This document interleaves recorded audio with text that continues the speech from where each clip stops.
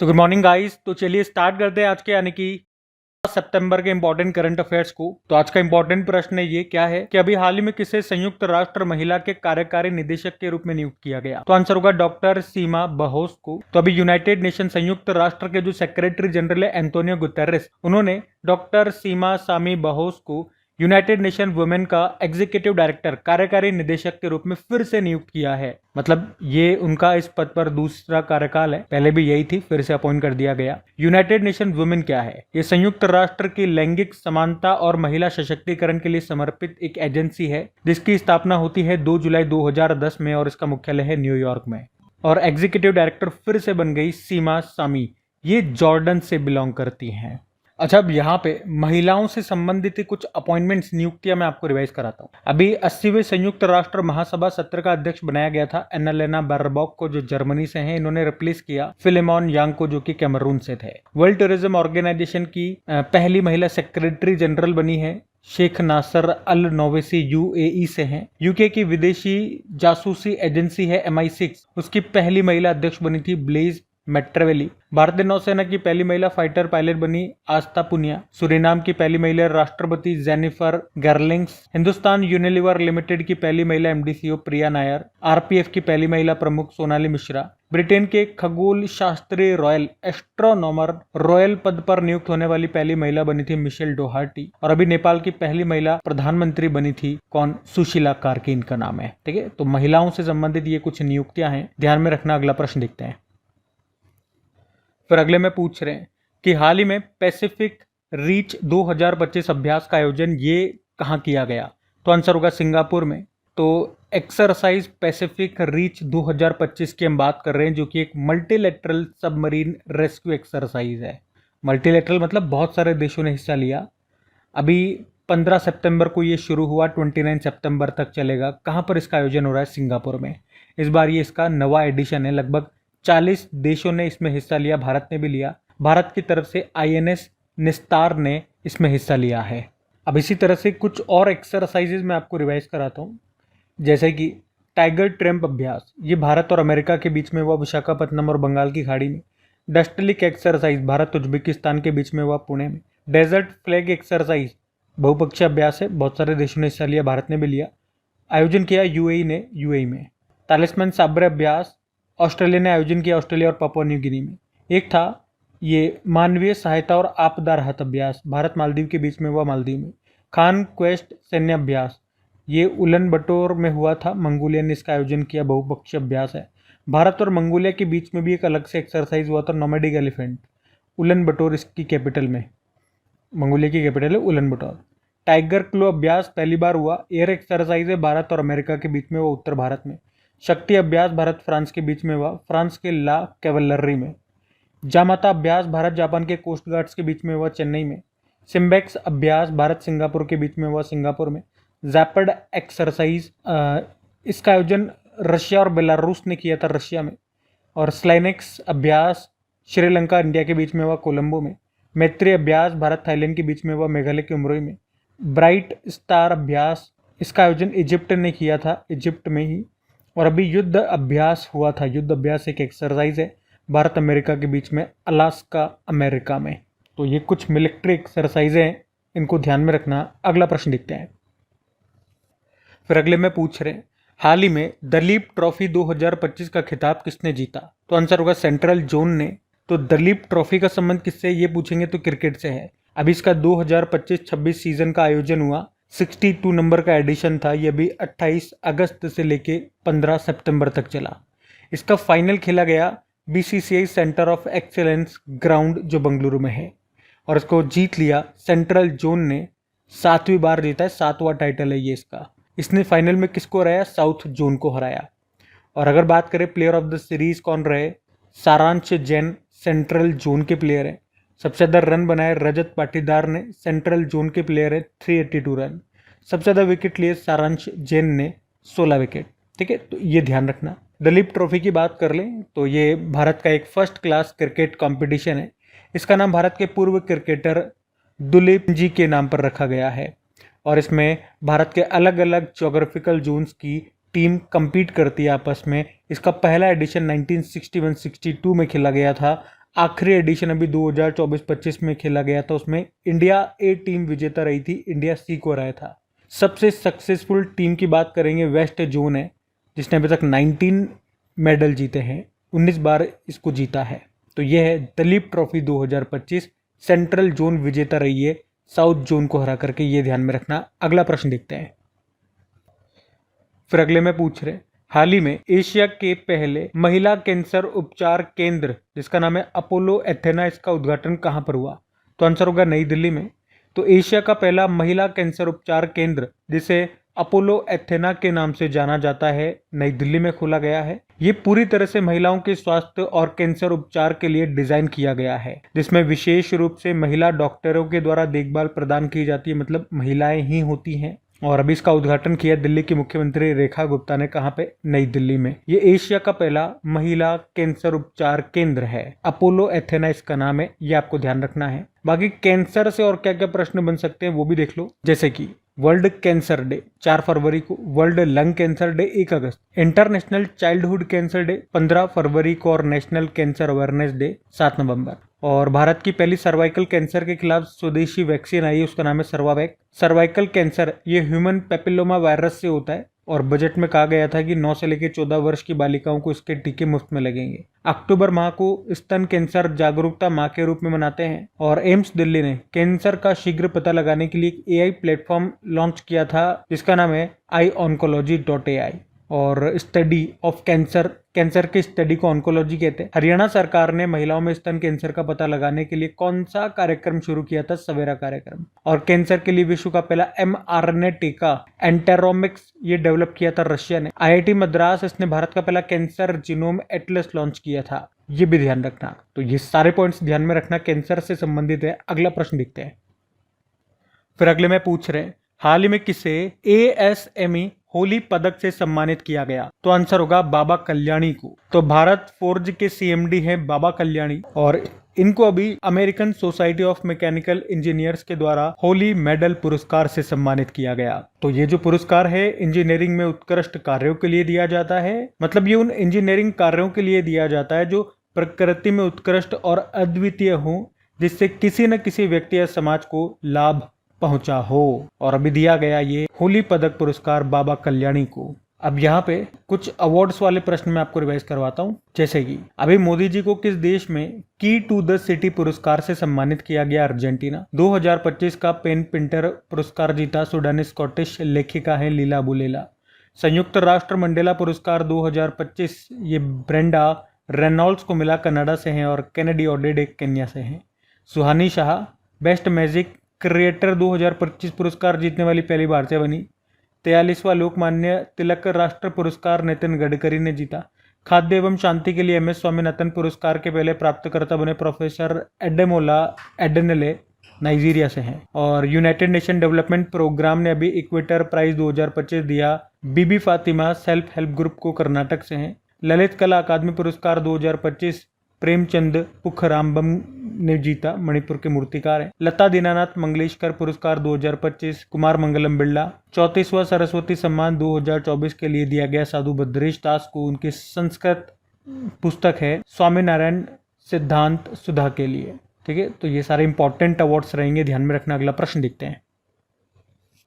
फिर अगले में पूछ रहे हैं, अभी हाल ही में प्रधानमंत्री नरेंद्र मोदी ने संयुक्त कमांडर सम्मेलन 2025 का उद्घाटन किया, कहां पर? तो आंसर होगा कोलकाता में। संयुक्त कमांडर सम्मेलन 2025 की हम बात कर रहे हैं, इस बार ये इसका 16वां संस्करण था। से लेके 17 सितंबर तक इसका आयोजन किया जा रहा है। कहां पर? कोलकाता में। सेना की पूर्वी कमान मुख्यालय है फोर्ट विलियम्स, वहां पर। फोर्ट विलियम्स आप जानते हो, उसका नया नाम अभी क्या हो गया? विजय दुर्ग। तो यहीं पे इसका आयोजन किया गया। इसका उद्घाटन प्रधानमंत्री नरेंद्र मोदी ने किया। इंपॉर्टेंट रहेगी इसकी थीम क्या है?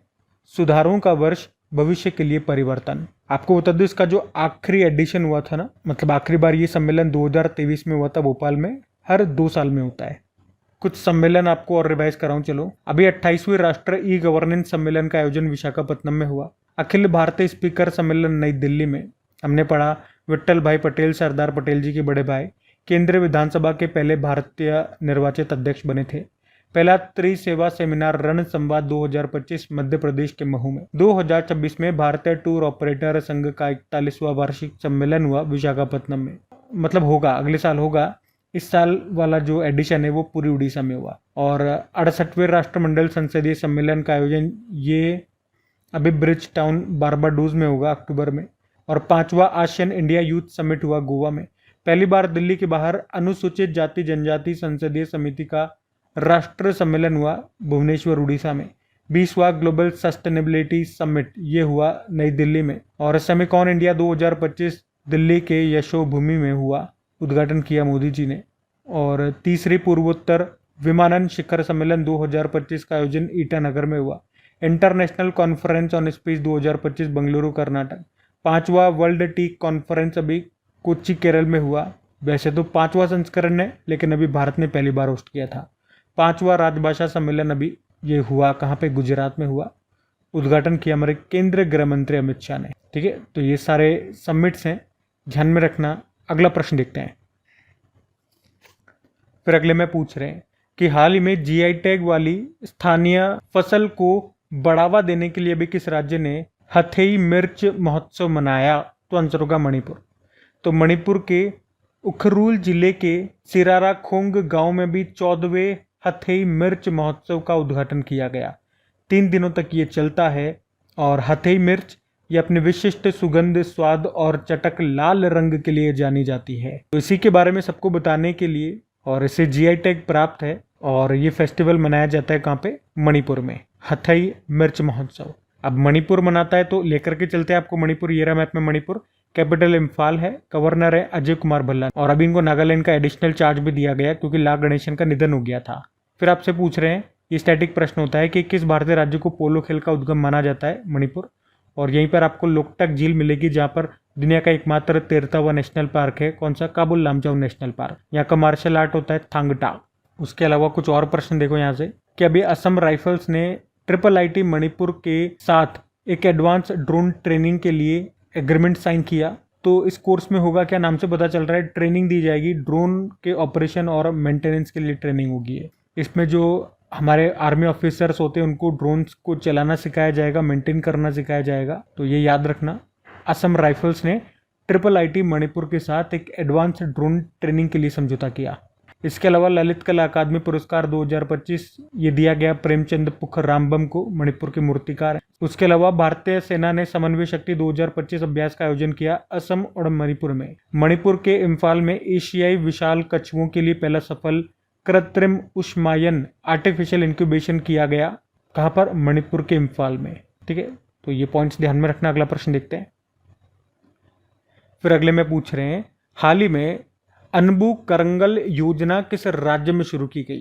तो आंसर होगा तमिलनाडु। तो अभी तमिलनाडु के जो मुख्यमंत्री एम.के. स्टालिन, उन्होंने ये अनबुल करंगल नाम से एक योजना को शुरू किया है। इस योजना का उद्देश्य है अनाथ बच्चों को वित्तीय सहायता प्रदान करना।